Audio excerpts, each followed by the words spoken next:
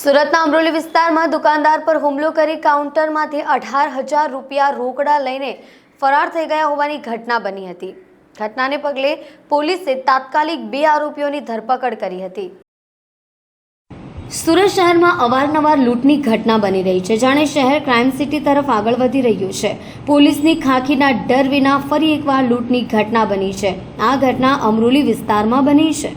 અમરોલી વિસ્તારમાં દુકાન પર બીજા ગ્રાહક ઊભા હોય સિગારેટ આપવામાં થોડું મોડું થતાં ઉશ્કેરાયેલા બંને ઇસમોએ દુકાનદાર પર હુમલો કરી દીધો હતો। મહિલા ગ્રાહકોની હાજરીમાં જ અશ્લીલ ગાળો આપી હતી। એટલું જ નહીં, ગાળો આપવાની ના પાડતા અમિત નેપાળી અને અજ્જુ નવાબે દુકાનમાં ઘૂસી ઢીકપાટુનો માર માર્યો હતો અને દુકાનદાર રમેશ તૈલીને માથાના ભાગે કડું મારી દીધું હતું। ત્યારબાદ કાઉન્ટરમાં રાખેલા 18,000 રૂપિયાની લૂંટ કરીને ફરાર થઈ ગયા હતા। આ બનાવની જાણ રમેશ તૈલીએ અમરોલી પોલીસને કરી હતી। અમરોલી પોલીસે ગુનો નોંધી કાર્યવાહી હાથ ધરી હતી। મોડી રાત સુધીમાં પોલીસે અમિત નેપાળી તેમજ અર્જુન નવાબને ઝડપી પાડ્યા હતા।